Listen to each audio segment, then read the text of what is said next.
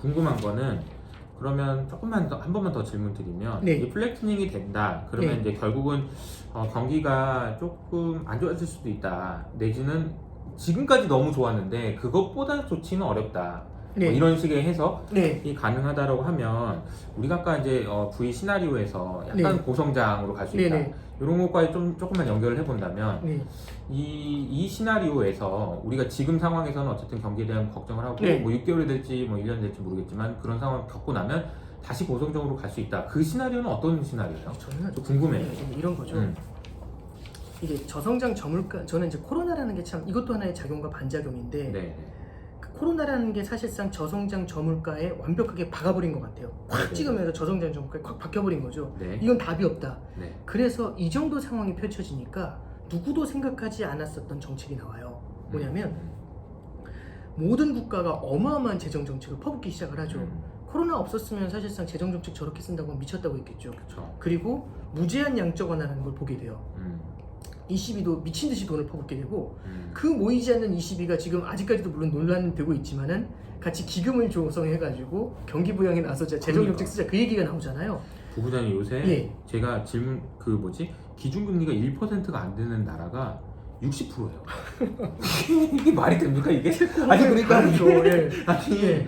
아니 뭐 기축통화만 아니면 뭐 이런 얘기도 나오는 때가 언젠데 이거 코로나 때문에 지금 다 무방비 상태예요. 지금 가격 다 내렸어 이러고 네. 있다가 이거 네. 다 내린 거예요 지금. 네. 60%가 1%가 안 돼요 기준금리가. 이게 엄청 그러니까 누구도 상상할 수 그러니까. 못했던 일이 된 거죠. 거부감이 없어졌어 거부감이. 그러니까 미국이 저 정도로 돈을 뿌리니까 더 자신 있게 이제 내리는 것도 있는데 그렇죠. 우리 이제 저는 그래서 이런 생각이 좀 들어요. 결국에는 누구도 저걸 쓴다라고 만약에 얘기를 했으면 재정 정책 강하게 쓴다라고 했으면 아무도 동의하지 않았을 텐데 네. 코로나라는 어떻게 보면 게임 체인저가 등장을 해서 그렇죠. 우리는 저 정책을 쓰면서 정말 이례 없이 강한 정책으로 밀어 올리고 있는 거죠. 어쩔 수 없어. 고성장 고물가를 확 밀어 올리고 있는 거죠. 근데 고성장 고물가를 확 밀어 올리는데 예전하고 똑같은 패턴입니다. 다들 뭐라고 하냐면 이게 쭉 끌어올리면 다들 갑자기 나서서 모두 얘기해요. 큰일이다. 물가가 오른다. 재정 적자가 심각해질 수 있다. 이렇게 되면은 나중에 너 진짜 거대한 더 잡을 수 없는 인플레이션이 찾아올 수 있어. 이런 얘기를 하면서 모두 다 이제 걱정스러운 표현을 하면서 빨리 정책을 되감아야 된다. 경기 부양을 줄여야 된다. 큰일 난다. 이런 얘기를 하는 거죠. 그래서 예전에도 양적 완화를 훅 줄이고 그렇죠. 훅 줄이고 테이퍼링하고 금리 인상하고 하면서 이제 올라왔던 걸 확 줄이고 이제 이런 역사를 이제 반복했었던 거죠. 저는 그래서 이제 이런 생각을 해요. 회복에 대한 적은 결국에 실제로 회복에 대한 적은 내부에서 굉장히 다양한 의견들이 나오는 게 거기에 대한 비판이 나오는 게 되게 중요한 포인트라고 보고요.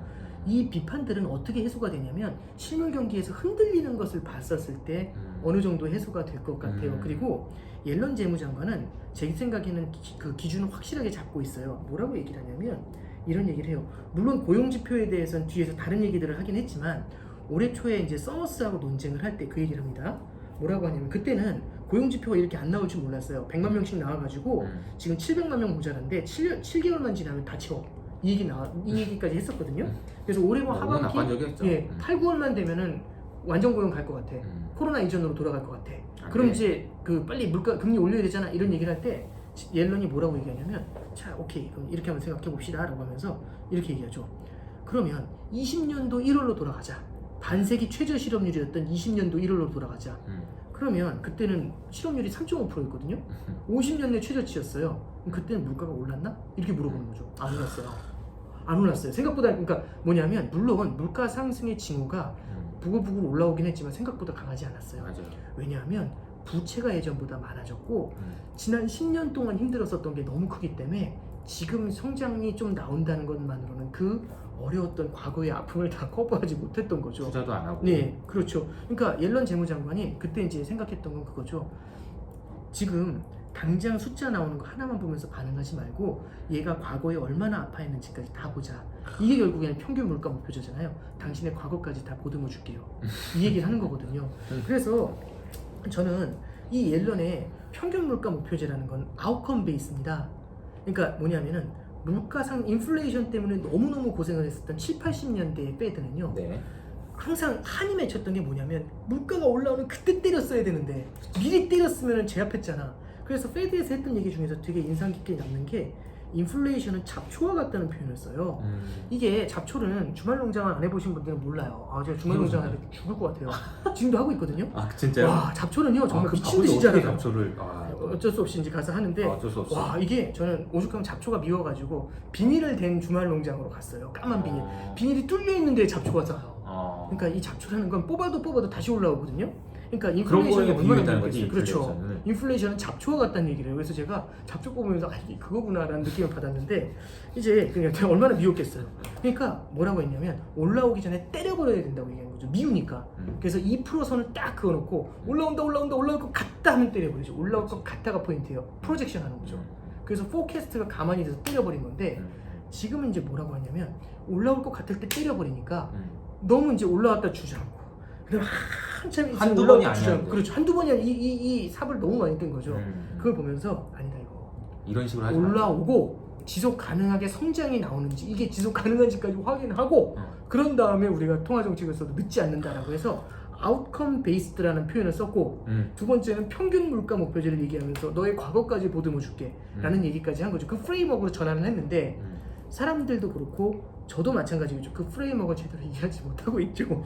그러니까 과거의 프레임워크를 들이대면 지금 물가 금리 올려야죠. 그렇죠. 그러니까 저는 통화 정책에 대한 기본적인 프레임워크의 역사적인 전환이라는 표현을 작년에 썼어요. 그렇죠. 그 역사적인 전환을 우리는 이미 봤음에도 불구하고 그 안 믿는 세부에 거지. 대해서 믿지를 못하고 있는 거죠.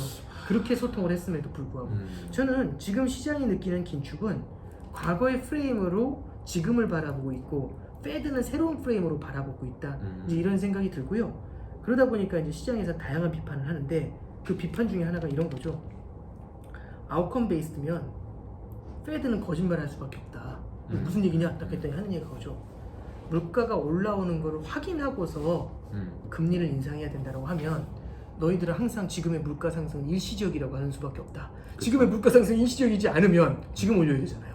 그렇죠. 그런 예상이 가능하다면 페드도 동일하니까. 그렇죠. 그럼 너희들이 만든 트랩에 갇혀 있어 페드. 이렇게 이제 얘기를 하고 있고 저는 그 말도 이제 일리가 있다고 생각을 해요. 그러니까 이번에 잠깐 그 일시적이라는 표현에서 네네. 저는 오히려 이제 이번에 그러니까 FOMC 회의에서 인플레이션에 대해서 인정했잖아. 어느 정도는 인정을 한 거잖아. 그러니까 과거에 비해서는 아주 일시적이라고 얘기를 안 한 거잖아. 어쨌든 간에. 그게 오히려 인플레이션에 대한 기대 심리를 무너뜨렸다. 라고 보고 있거든요. 이게 무슨 얘기냐면 뭐 궤변 같은 얘기긴 한데 인플레이션을 계속 일시적이라고 얘기하는 것 자체가 인플레이션을 키우는 거예요. 그러니까 파월이 야, 이거 인플레이션 일시적이야. 그러니까 나는 계속 이렇게 갈 거야 라고 얘기하는 것이 사람들로 하여금 이거 그럼 이제 인플레이션이다 라고 생각하게 만든다는 거지. 근데 이번에 그렇게 얘기 안 했기 때문에 그러면은 얘네들이 좀 생각이 바뀐 건가? 그러면은 태도가 지금까지는 막 이러다가 이거 이렇게 하는 건가? 이러면서 와르르 무너졌다고 생각하거든요. 그러니까 이게 되게 비슷한 설명인 것 같긴 한데 그 연준에 대한 인식이 저랑 굉장히 비슷한 것 같아요. 말씀 주신 게. 그래서 아웃컴 베이스나 AIT 전부 다 동의하고 저도 이제 제가 설명드리는 표현으로는 이렇습니다. 그러니까 반대로 이제 고용 사이드에서 제가 설명드리는 거는 이런 거예요. 그러니까 우리가 나이루라고 해서 인플레이션이 오지 않는 범위 내에서 도달할 수 있는 최저 실업률이 나이루다. 그러면 그거를 5%다라고 하면은 100명 중에 5명은 이건 놀아야 되는 거잖아. 왜 놀아야 되나? 100명 중에 5명이 놀고 있어. 그래 그 5명이 파월한테 가서 나도 일하고 싶어요! 라고 얘기했더니 파월이 야! 니네는 일하면 안 돼. 니네까지 일하면 인플레 온다니까 이렇게 얘기하는 거다. 그러니까 마치 말씀해 주시는 거 일로 가기만 하면 못 가게 막은 것처럼 5명은 일단 놀아야 된다는 것부터 시작하고 그동안은 했던 거야. 근데 6명만 놀기 시작하면 그때부터 벌벌 떠는 거지. 연준 입장에서 5명, 4명은 놀면 인플레인데 어떡하지? 벌벌 떠는 거야. 여기 넘어가면 여기는 북구동이니까. 근데 이번에 작년 8월에 바꾼 거잖아요. 여기 가도 돼. 그냥 끝까지 가. 끝까지. 이게 저는 완전히 바뀐 거라고 생각하거든요. 이게 그래서 지금 우리가 저는 보고 있는 게 아마 이제 많은 분들이 생각하시고 오해하시고 이럴 게 아마 연준은 이번 여름 동안 내내 누군가의 말을 통해서 계속해서 겁을 주고 손을 들었다가 안 그러면은 회토리를 내리치는 것처럼까지 했다가라도 이렇게 하겠지만 사실은 행동은 안 때릴 거다 하는 생각이 저도 강하게 들긴 하거든요. 이게 그래서 지난번 이제 15년도 사례도 말씀을 드렸지만 15년도 12월에도 기준금리 인상을 사실 늦게 한 거예요. 그쵸. 원래 15년도 6월에 한다고 했다가 늦게 한 맞아요. 거거든요. 맞아요. 그래서 늦게 하니까 그래서 앨런 보고 그렇죠. 비둘기라고 한 거잖아요. 예, 그래서 오히려 더 세게 말하고 싶었던 것도 점도표를 통해 가지고 그렇지. 메시지를 세게 전달하고 싶었을 거예요. 그런데 그래서 그게 이제 16년 1월에 이제 중국이 무너지고 16년 6월에 브렉시트 터지고 하니까 하면서 이제 제가 내가 그때 날개를 헤지펀드 접어가지고. 시작했거든요. 어려운 때셨네. 쫓아봤다가 어려운 때셨네. 유가 더 빠진 줄 알았지. 예. 끝나는데 아무튼 죄송합니다. 저는 그래서 조금 이제 되게 역설적인 말씀을 해주셨잖아요. 아까 전에 이제 결국에는 일시적이다라는 말을 갖다가 되갚는 게 오히려 기대 인플레이션을 누르는 요인이 될 수 있다. 맞아요. 저는 되게 일리 있는 말씀인 것 같고 저는 되게 역설적이지만 인플레이션과 그 적들이 있다고 봐요. 인플레이션과 그 적들이라는 게 어떤 표현이냐면 이렇게 보시면 될 것 같아요. 유가의 과도한 상승은요 디플레를 만들어요. 왜 그러냐면 성장을 갖다 죽여버리거든요. 그렇죠. 그러면 원유에 대한 수요가 줄어들게 되면서 지금의 유가 상승을 일시적으로 만들어버려요. 그래서 유가 상승은 인플레를 만든다라고 생각할 수 있지만 유가의 과도한 상승은 인플레의 적이에요. 두 번째는 미국 혼자 성장하는 거 있죠. 미국의 강력한 미국 온리 성장. 얘는요. 얘로만 계속 몰고 가면은 얘야말로 인플레이션의 적이에요. 그렇죠. 나중에 인플레이션이 찾아왔을 때 미국이 금리를 올리면 전 세계가 떨려요. 그래서 전 세계가 떨리면서 그 역풍이 미국 경제를 뒤흔들게 되죠. 그게 테이퍼 텐트럼이었었던 거고. 그래서 걔는 또 인플레이 적이 되고 세 번째로는 과도한 통화 완화는요. 그 순간에는 부채를 늘리면서 미래의 소득을 현재로 땡겨와 가지고 지금 활활 타오르게 만들지만 그 부채가 남아버린 부채가 이후에는 끊임없이 실물 경제에는 부담으로 남게 될 것 같아요. 그래서 우리는 10년 동안에 그 디플레 늪에 아직 빠져 있었던 겁니다. 그래서 저는 유가가 오른다. 부채가 늘어나면서 지금 활활 타오르고 있다. 그 다음에 미국의 성장이 굉장히 강하다. 차별적으로 성장한다. 이런 얘기들이 굉장히 역설적으로는 인플레이션에 대한 적이 아닌가. 역설적으로 그런 생각들은 좀 해봐요. 네. 그러니까 얘가 인플레이 이렇게 올라서 인플레인 것 같지만 오른 인플레가 그렇죠. 오히려 수요를 감소시키면서 네. 그렇게 된다는 거죠. 그렇죠. 이게 그러니까 다시 말하면은 인플레와 디플레가 어느 정도 수준에서는 균형을 맞출 수밖에 없다라는 얘기인 거고 만약에 지속적인 인플레가 되기 위해서는 네. 결과적으로는 우리 글로벌 모니터에서 나왔지만 임금이 그렇죠. 인플레보다 더 많이 올라주면 네, 그렇죠. 아무리 그 짜장면이 그렇죠. 올라도 예. 2만 원, 3만 원 돼도 계속 나 임금이 올라가니까 먹을 수만 있으면은 네. 짜장면이 계속 올라가는 거지. 그러나 임금이 못 올라가는데 어느 정도 수준 올라가면 멈출 수밖에 없다라는 그렇죠. 게 네. 결과적으로는 다시 수요 감소로 짜장면 10만 원 되는데 어떻게 먹냐고 이런 거잖아요. 그죠? 저는 그래서 결국에는 임금이 오르려면 기업의 투자가 다시 늘어나야 되고 만성적인 투자의 부족이 현재의 문제인데 그럼 만성적으로 투자가 왜 부족하냐 하니까 수요가 부족해서 그렇다라는 결론이 나와요. 또 이제 돌고 돌아요 또. 네, 그렇죠. 근데 이제 수요를 끌어올리기 위해서는 경기 부양을 하는데 근데 이제 문제는 이런 거죠. 제가 이 볼펜을 생산하는 업자예요. 근데 이 볼펜이 드라마에서 대박난 드라마에서 굉장히 잘생긴 연예인이 썼대요. 그랬더니 이 볼펜을 생산하는 업자인데 이 볼펜은 없어서 못 산대요. 지금 난리가 났대요. 그래서 저기 이제 위원님이 오셔가지고 저한테 얘기하는 거 빨리 생산하라고 생산 라인 10배로 늘리라고 난리 났다고. 그렇죠. 그래서 이걸 늘리려고 하는 순간 갑자기 친구가 전화하는 거죠. 방송가에 있는 친구가 뭐라고 얘기하냐면 그 드라마 2회 남았다고. 다 다음 주면 끝난다고. 어떻게 될 것 같아? 딱 이러는 거죠. 이게 되게 고민이 되는 거예요. 생산할까 말까? 생산할까 말까? 이런 거죠. 우리는 신차가 나오면 신차 품귀 때문에 저도 차 사려고 한번 생각해 보면은 신차 품귀 때문에 차를 못 사고 이 차 나오려면 6개월 있어야 돼요. 그러면 어떤 업자든지 간에 생산 라인을 10배로 늘려야 돼요. 그렇죠. 근데 안 늘리잖아요. 그렇죠. 왜냐면 이게 신차에 대한 새로운 신차 효과인지 아니면 실질적으로 지속 가능한 수요인지 우리가 알 수가 없잖아요. 그렇죠. 그럼 신중해지게 되죠. 맞아요. 그래서 투자가 일어나려면 수요가 필요하고 제대로 투자가 일어나려면 초과 수요가 있어야지 지금처럼 투자에 대한 자신감이 떨어져 있는 상태에서는 무언가 힘을 줘요. 근데 초과 수요는 부족해요. 뭐가 붙어야 되냐면 만성적인 초과 수요가 붙어야 돼요. 그렇죠. 그래야 제가 이거 연예인 이거 볼펜 2주 후면 끝난다고 해서 안 했는데 1년이 지났어요. 아직도 이 볼펜이 히트를 치고 있어요. 이거는 제 생각에 끝나지 않을 것 같아요. 그럼 이제 찾아오셔서 하시는 거죠. 아니 그때 얘기할 때 뭐 했어? 이러는 거죠. 그러면 그러니까요. 이런 얘기하면서 이제 투자를 늘리게 되는 거죠. 그렇죠. 만성적인 초과 수요가 저는 고압 경제의 핵심인 거고 그 만성적인 초과 수요를 만들어내기 위한 플랜이 저는 성공할 거라고 생각합니다. 낙관론자이기 때문에 네. 그래서 저는 아까 말씀드렸던 것처럼 고성장 고물가로의 움직임이 갈 거고 근데 대신에 굉장히 많은 노이즈가 있을 겁니다. 맞아요. 프레임워크에 대한 오해도 분명히 있을 거고요. 그 다음에 지금의 물가 상승이 너무나 두려운 것일 수도 있다라는 그런 그쵸. 두려움들도 굉장히 작용할 거고 그래서 이런 두려움 속에서도 저는 결국에는 새로운 세상이 만들어질 수 있지 않을까라는 그런 기대를 담아서 이제 말씀 좀 드려봤어요. 네. 네. 너무 길어지긴 하는데 여기서 제가 네. 이 질문을 드려야 될 것 같아요. 이게 너무 네네. 궁금해가지고. 네네. 이제 좋습니다. 이제 수요를 부양을 시켜서 투자를 하게 만든다 결과적으로. 네. 그래서 임금이 올라간다. 네. 근데 이제 저는 임금에 대해서는 좀 비관적이에요. 예. 그러니까 양극화가 될 것 같아요.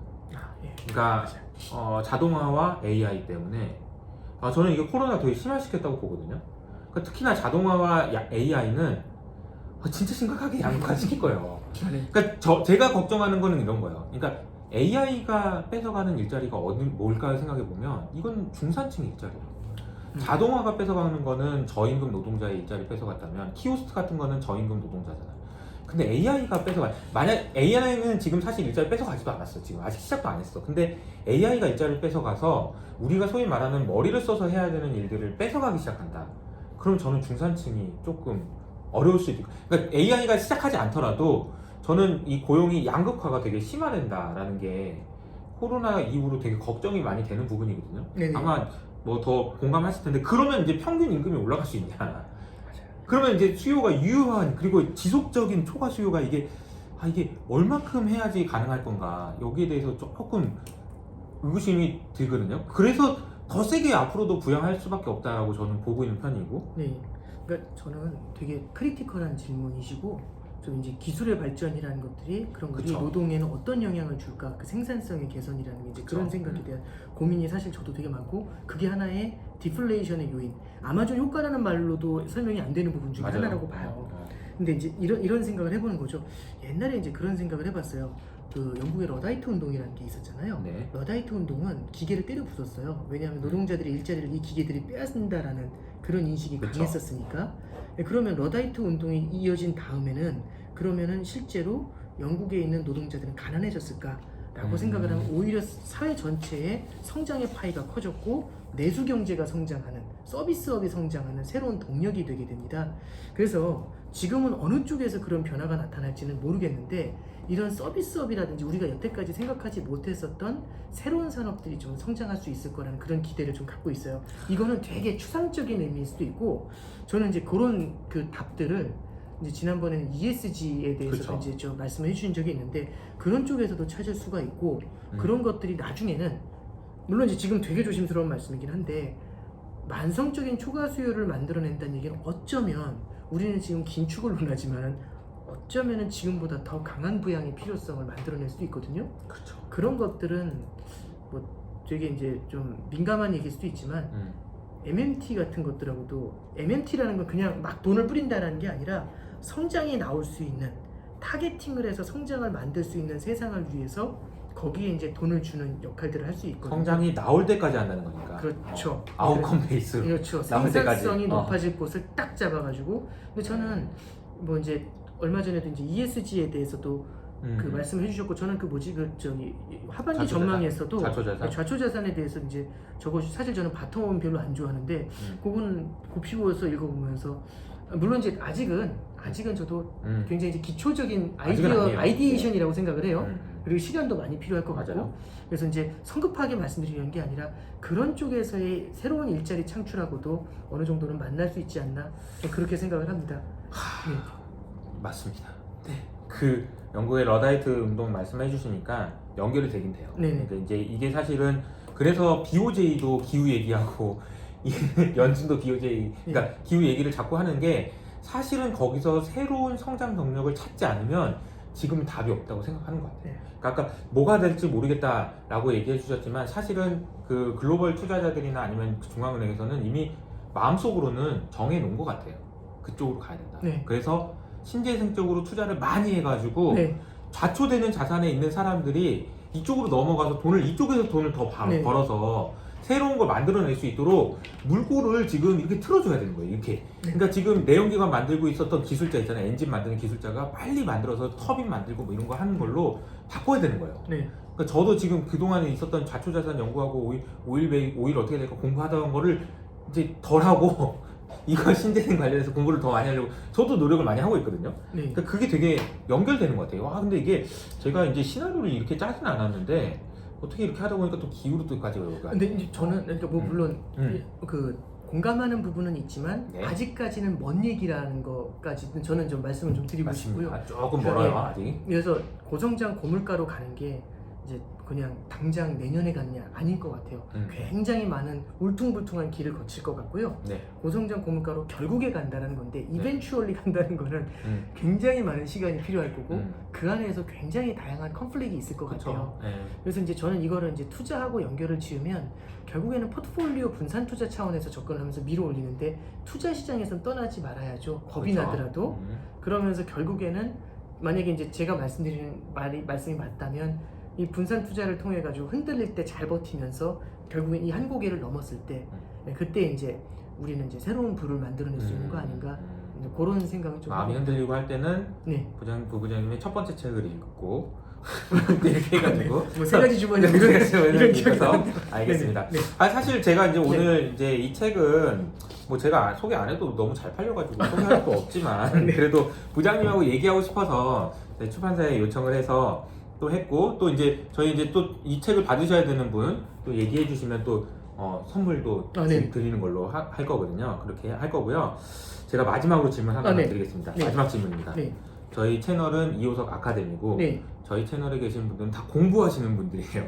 공부가 좋아서 있는 분들이에요. 그래서 오건영 부부장님이 꼭 물어봐달라는 질문이 하나 있었어요. 공부를 어떻게 하는 겁니까? 공부를 어떻게 하면 금융천재가 될 수 있습니까? 그 책의 내용에도 있어요. 그래가지고 그 내용 꼭 설명해 주시고 알죠. 금융천재가 아니니까 이제 그건 이제 빼고서 이제 저는 이제 이거는 디스가 아니에요. 이제 이호석 팀장님도 저는 이제 그 이과 베이스라는 공대 베이스라는 말씀을 듣고 조금 놀랐었어요. 예, 이게 저는 전공이 이제 경제학과는 아니고요. 경제 경영이 아니라 신문방송학과였어요. 그래요? 그러니까 이제 전공이 조금 저도 경제하고는 별로 관련이 없었고 은행에 들어와가지고 경제를 이제 그때부터 공부를 하기 시작을 했어요. 되게 어려웠거든요. 그래서 저는 그러면 신문방송학과 가셔서 꿈은 뭐셨어요? 이제 뭐 PD 이런 거 하려고 생각했는데 별로 하지 못했고, 그러니까 일단 뭐 저는 어쨌든 흑역사라서 그래서 이제 뭐 어쨌든 뭐 그거는 큰 의미는 지금 없는 역사를 거고. 갖고 계시니까 어쨌든. 그래서 이제 경제를 그때부터 이제 은행에 들어가서 업무를 해야 돼서 좀 공부한 면이 좀 컸던 것 같아요. 그래서 이제 그때는 근데 공부를 하다 보니까 되게 생소한 내용들이 많더라고요. 그리고 이게 이해가 안 되는 내용도 되게 많았었어요. 그래서 이제 어떻게 됐냐면 예를 들어서 이제 주가가 빠져요. 그러면 왜 빠졌나 하면 이제 외국인이 팔아서 빠졌다든지 이런 얘기가 나오는데 외국인이 팔아서 이렇게는 안 나오고 외국인들의 대규모 선물 매도가 있었다 이렇게 나와요. 그러면 이게 뭐 선물 매도 뭐 프로그램 어쩌고 이런 얘기가 나오지만 결국엔 잘 읽어보면 외국인이 팔아서 빠졌다든지 이런 얘기더라고요. 잘 모르겠다는 그렇죠. 똑같은 얘기예요. 그러면 조금만 더 이어가서 이제 물어보는 거죠. 외국인이 왜 팔았을까라고 하면은 아무도 대답을 안 하죠. 내가 외국인이야 이러진 않을 테니까. 내가 어떻게 알아? 그렇죠. 그러니까 저는 그런 것들을 어디서 찾아낼 수 있을까라는 고민을 좀 하기 시작을 했었어요. 그래서 이런 것들 이제 하나하나 가져가면서 이제 뎁스 있게라는 표현은 좀 그렇고 여러 가지 기사들을 좀 이제 보기 시작을 했죠. 그랬더니 조금씩 퍼즐이 맞춰지는 느낌들도 있었고 틀린 것도 많았죠. 지금도 많이 틀리고. 그래서 조금 폭넓게 보는 게 되게 중요하고 두 번째는 그렇게 이제 폭넓게 여러 가지 기사들을 보다 보니까 그 기사들이 다 휘발이 되더라고요. 다 한쪽으로 읽으면 귀로 다 나가더라고요. 그래서 글을 쓰기 시작을 했어요. 그러면 이 내용들에서 제가 생각하는 포인트를 잡아야 되거든요. 말로 하는 거하고 글로 쓰는 건 좀 다르더라고요. 글로 쓰려면 정제가 돼야 돼요. 그래서 글 쓰는 게 좀 어렵다라고 생각을 해서 글을 좀 쓰기 시작을 했고, 근데 글 쓰는 게 되게 지루하고 재미없는 작업이다 보니까 이거를 원래는 사내 메신저에다 뿌렸어요. 그러다 보니까 이제 읽으시는 분들이 생기더라고요. 그래서 어느 날 안 쓰면 연락이 와요. 왜 안 쓰니? 이러고 와요. 그러면 그러니까 공명심도 아니고 뭐라고 해야 되는지 모르겠어요. 뭐 관종인지는 모르겠는데 제가 쓰는 그러니까 뭐냐면 제가 쓰는 글을 제가 하는 말씀을 누군가 들어준다는 게 참 고마운 일이잖아요. 그럼요. 그러면 더 열심히 하게 되더라고요. 그럼요. 그래서 저를 그런 데 이제 좀 몰아세웠고 일종의 장치를 만드는 거. 그렇죠. 내가 놀지 않는 강제하는 장치를 거죠. 만든 강제를. 저는 이런 이효석 아카데미 이런 것들도 저는 이제 효석 팀장님께서 이제 그 많은 분들한테 아카데미 한 이런 얘기들을 해주시는 거 되게 좋은데 그분들도 도움을 받지만 어떤 의미에서는 효석 팀장님을 밀어내는 그쵸. 이런 쪽에서 폴스하는 그런 역할을 하고 아니, 있다고 저도 매일 생각해요. 아침에 요새 이제 하는 게 것 중에 하나가 뭐냐면 유튜브 채널 댓글 보는 게 제일 일이에요. 아. 왜냐면 댓글을 보면 힘이 나. 아, 힘들어가지고 죽겠는데 댓글 보면 이렇게 고맙다고 해주시니까 너무 고맙다. 나도 내가 보람도 느끼고 네. 그게 이제 저를 움직이는 힘이 되는 거거든요. 맞아요. 그러니까 예. 부부장님도 일부러 그렇게 장치를 만들어 그렇죠. 놓으신 셈이 되는 거예요. 예. 그러니까 일부러 그런 건 아니잖아요. 저도 처음에 글 쓸 때 그러려고 한 건 아니었는데 예, 의도하진 하다 않았죠. 보니까 좋아요도 눌러주고 막 그러니까 이거는 안 할 수도 없고 이게 네. 자꾸 이렇게 가끔 이렇게 좀 하지 말까 하다가도 그래도 해야지 이렇게 되고 어쩔 수 없이 하게 되는 네. 그런 것도 만든다. 그러면 저는 이제 공부를 할 때는 결국에는 강제 장치를 만들어야 공부가 강제 장치를 된다. 된다. 예, 그렇잖아요. 누군가하고 경쟁을 할 수는 없으니까. 그렇지. 그러면 무언가 강제 장치를 만들어낸다는 거는 나 스스로 글을 쓰고 실제로 어떤 블로그 같은 걸 운용을 하면서 올려보고 그러면 시간이 지나면 조금씩 제 글에 반응하는 분들이 생기게 되는데 제일 기뻤던 게 페북에서 100명 돌파했을 때가 그렇게 기뻤어요. 지금은 4만 명이거든요. 근데 4만 명보다도 4만 명이요? 네, 근데 와. 아니 9만 명이시잖아요. 근데 이게 저는 네. 그 100명 돌파했을 때가 너무 좀 기뻤었던 것 같아요. 와, 이렇게 많은 분들이 내 글을 읽어주는구나. 그러면 제가 계속해서 글을 쓰게 되고 마지막으로 하나는 이거는 저는 운에 이제 그 운도 좀 있는 건데 어떤 거냐면 저는 은행에서 이렇게 그 투자 관련된 그 컨설팅이나 강의를 하는 업무를 좀 오래 할 수가 있었어요. 그러면 제가 공부한 걸 글로 쓰면서 글로 쓴 걸 강의를 하게 되거든요. 네. 그러면 이건 기억이 굉장히 오래 남아요.